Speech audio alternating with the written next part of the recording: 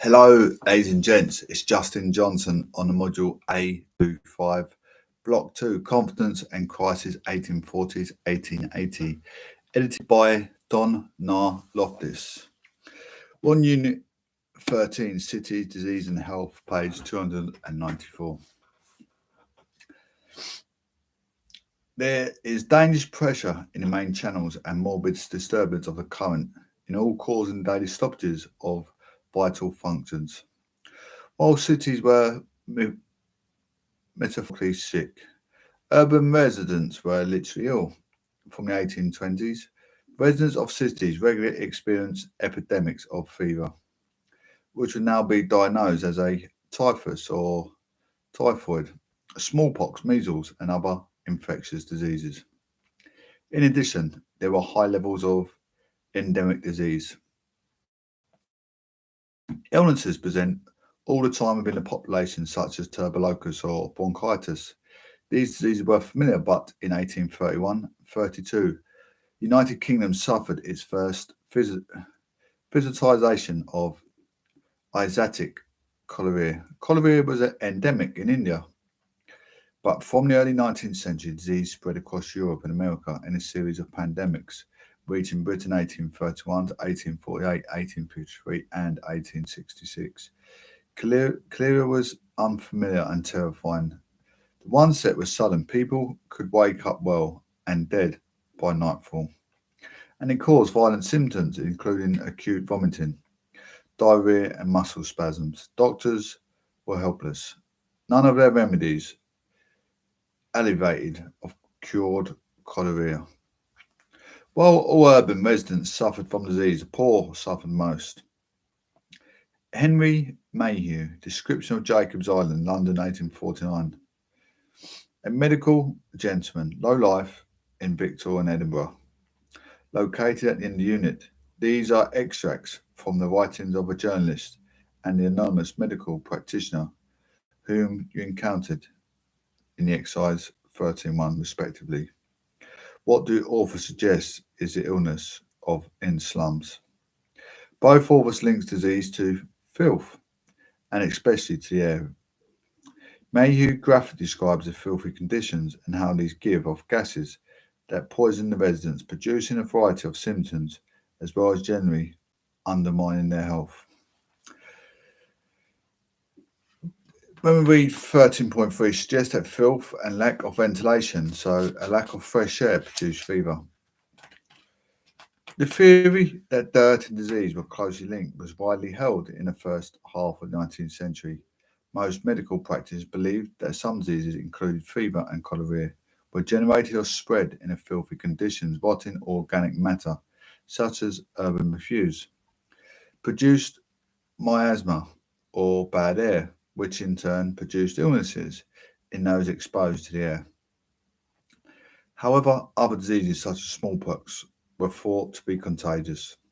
They spread directly from person to person through some unknown agent.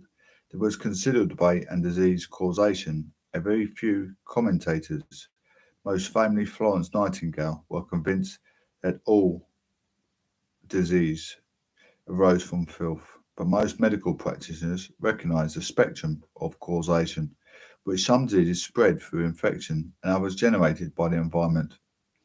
There was also considerable debate about what role was played by factors such as exposure to cold and poor diet, making some more susceptible to disease while others remained healthy. War Boys 2000. 13.2, Taking action against disease. Disease in cities was not a new phenomenon. In the 17th century, London suffered from a severe outbreak of the plague or Black Death. In the 18th century, there were regular epidemics of smallpox. In the early 19th century, local government and charities began to take action to tackle outbreaks of fever.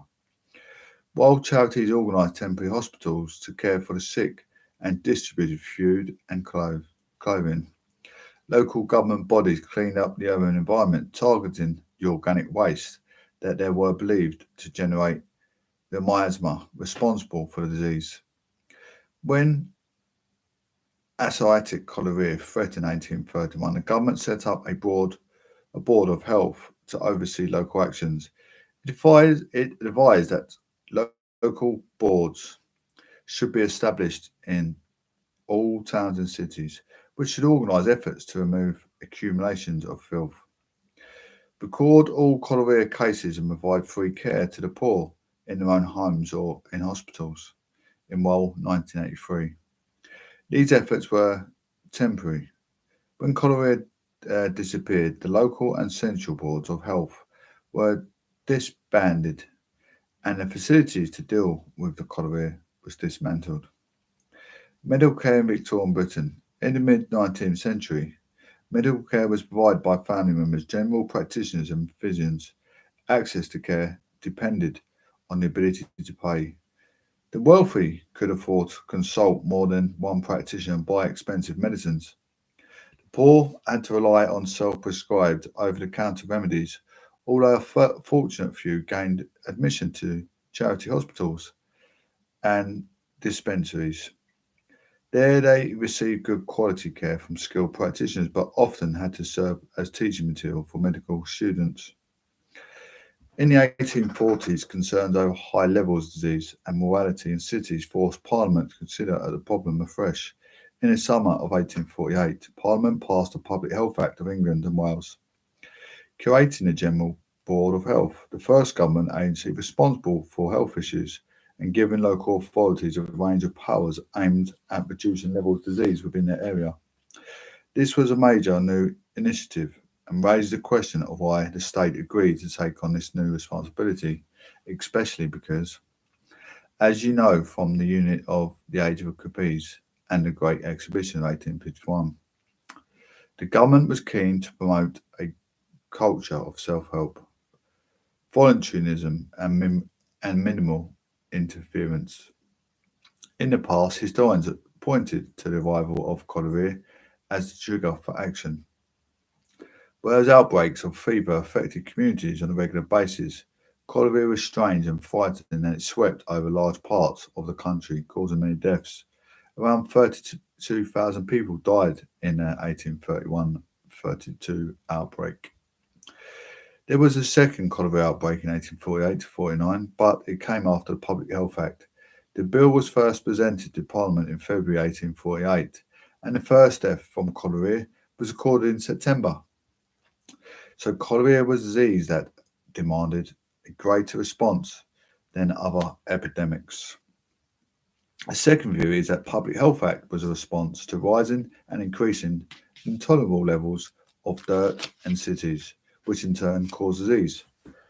Which explanation of for inspiration behind the Public Health Act of 1848 do you find most convincing, cholera or intolerable dirt? Jot down the reasons of our response.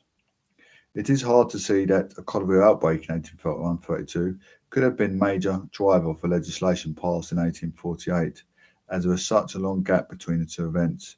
The fear caused by cholera might have reinforced later demands for the government to act to control disease, but it is hard to believe that it was the main factor behind the legislation. Concern about levels of dirt seems to be more convincing argument, although it does prompt questions over the levels of dirt become intolerable and who thought they were intolerable. The writings on slum that you read earlier showed that at least some middle classes writers were shocked by the filthy living conditions in towns. Both how was this discussed translated in political action? We need to be cautious about making assumptions about levels of dirt in cities. We know that in the mid 19th century, middle class people complained about dirt in cities, but we simply cannot tell to what extent cities were actually becoming dirtier because there is no way of measuring this. We do not know that around this time. Attitudes to dirt. Attitudes to dirt among the middle and upper class were changing, and their concerns may therefore have reflected a new sensitivity to filth and bad smells. In the mid 19th century, cleanliness was pursued much more vigorously than it had been previously. Middle class householders waged an ever more intense battle to keep their homes clean. Elaborate carpets, furnishing, and curtains had to be regularly swept, shaken, beaten, dusted, or washed. upper and middle class people wash their bodies more regularly than previous generations. In bathrooms kitted out, bodies more regularly than previous generation. Bathrooms kitted out were ever more elaborated baths and using greater quantities of soap. It is no coincidence that in 1830, the novelist Edwin Bulwer Lytton, 1803 to 1873, coined the phrase "the great unwashed" to characterise the poor. Sanctuary report on the condition of the labouring population of Great Britain. It is now generally agreed that the catalyst for the Republic Health Act of 1848 was the publication of the Sanitary Report of the Condition of the Labouring Population of Great Britain 1842. The report was formerly the work of the Poor Law Commissioners, though much of the work was done by the Secretary, Edwin Chadwick. Chadwick, whom you encountered in the unit's Managing Uncertainty, New Forms of Knowledge, and Work Poverty and the New Poor Law, was one of the number of Victorian reformers who had been described as moral entrepreneurs. They sought to identify and analyse problems and thus created roles for themselves within government to mobilise reforms. Phillips 2003. As you'll see, the way they define problems to define their solutions from 1839, Chadwick sent out queries about living and working conditions and levels of disease to poor law officials and medical practitioners across Britain. These reports were the basis for his analysis of conditions inside and outside the homes of working people, and attempts that it had been made to improve sanitation by local authorities. If we look at the account below of the insanitary conditions found in public spaces and homes in Liverpool, which were reproduced as part of the Sanitary Report. What aspects of the urban movement does it identify as a source of disease? How does it compare to the accounts of slums that you read earlier? With regard to the streets inhabited by the working classes, I believe that the great majority are without sewers and that they were they do exist. They were of a very imperfect kind, unless where the ground has a natural inclination, therefore the surface, water, and fluid diffuse of every kind stagnate in the street, and especially in hot weather. Their pestilential influence to that of the more solid filth. With regard to the courts, I doubt whether there is a single court in Liverpool which communicates with the street by an underground drain. The only means affords for carrying of fluid, dirt, being narrow open, smaller gutter, which sometimes exists, but even this is very generally choked up with stagnant filth. There can be no doubt that examination from this pestilential service is in connection with other causes, a frequent source of fever among the inhabitants of these undrained localities. In consequence of finding that not less than 63 cases of fever had occurred in 1 year in Union Court, Bannister Street, containing 12 houses, I visited the court in order to ascertain, if possible, their origin, and I found the whole court inundated with fluid with which had oozed through the walls for two adjoining ash pits or cesspools, and which has no means of escape in consequence of the court being below the level of the street. And having no drain, I was informed by one of the inhabitants that the fever was constantly occurring there. The house nearest to Ashpit had been unattended for nearly 3 years in consequence of the filthy matter oozing through the floor, and the occupiers of the adjoining houses were unable to take their meals without previously closing the doors and windows. Page 300.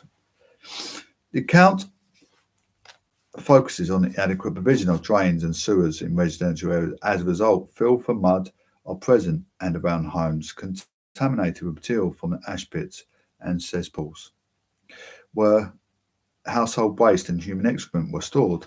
This makes the home very unpleasant to live in and the cause of fever. The account is similar in many ways to the accounts of the slum dwelling written for general audience. The language and descriptions are designed to shock. Material is oozing into homes. The stench is so great that people can't bear to eat. However, the account is very focused on the physical conditions and gives little less sense of people who lived. At the end of the sanitary report, Chapek drew up a simple conclusion. The various forms of epidemic, endemic, and other disease caused or aggravated or propagated chiefly amongst the labouring causes by atmospheric impurities are produced by decomposing animal and vegetable substances by damp and filth, and close and overcrowded dwellings prevailing amongst the population in every part of the United Kingdom. Such, he was able to set out the actions needed to solve the problem. The primary and most important measures, and at the same time the most practical and within the recognised provenance of public administration, are drainage, the removal of all refuse of habitations, streets and roads, and the improvement of supplies of water. In the past, the Sanctuary Report has been seen as a milestone in social reform, revealing to the middle class the shocking living conditions suffered by the poor, presenting an objective analysis of the impact of these conditions on health, and proposing a rational and practical solution. According to the historian David Roberts, Chadwick's energy meant devastating and unanswerable reports upon which immediate action had to be taken. Quoted in Hamlin, 1998. Since late 1990s, historians have taken a more critical view on Chadwick and his work.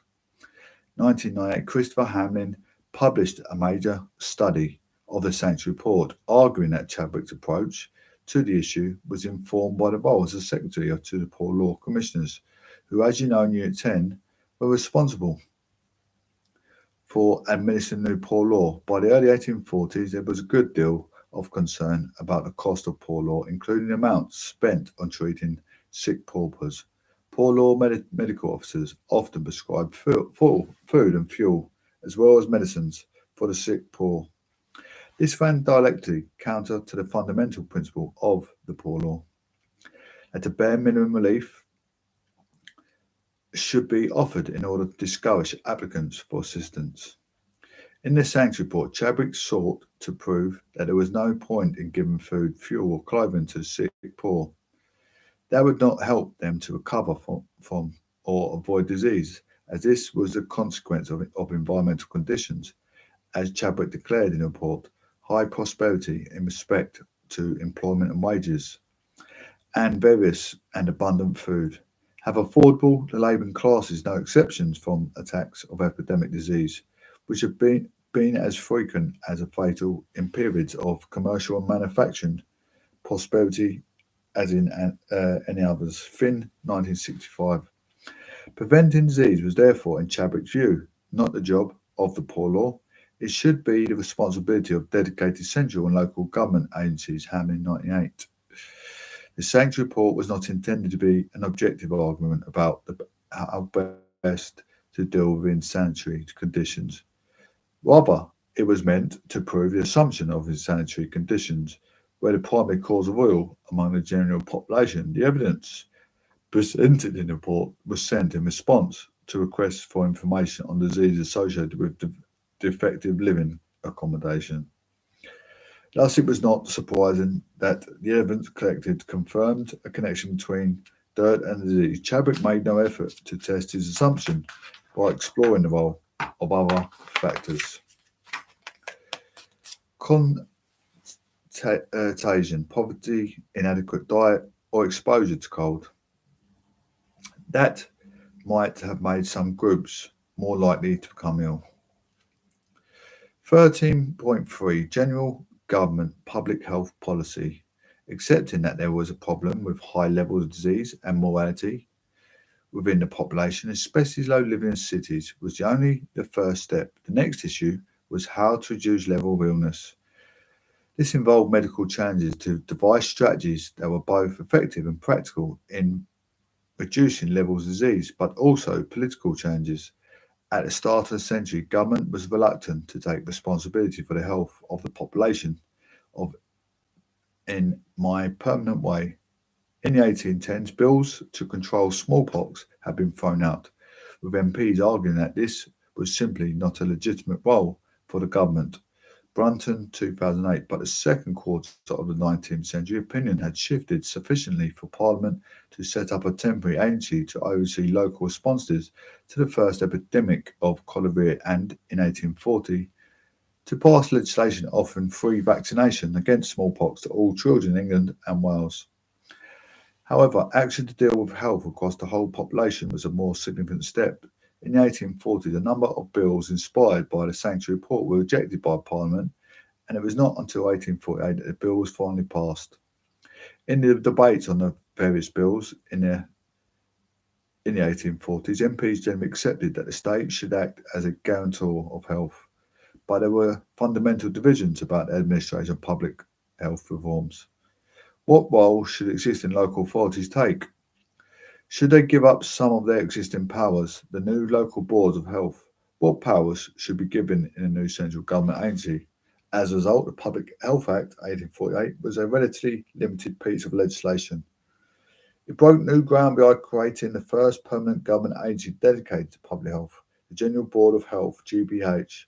But like many government departments created at the time, it was very small. Chadwick was appointed as one of its three commissioners, and the GBH was also employed a few inspectors who reported on local sanitary conditions. The GBH also had limited powers. 1848 Act was permissive rather than mandatory.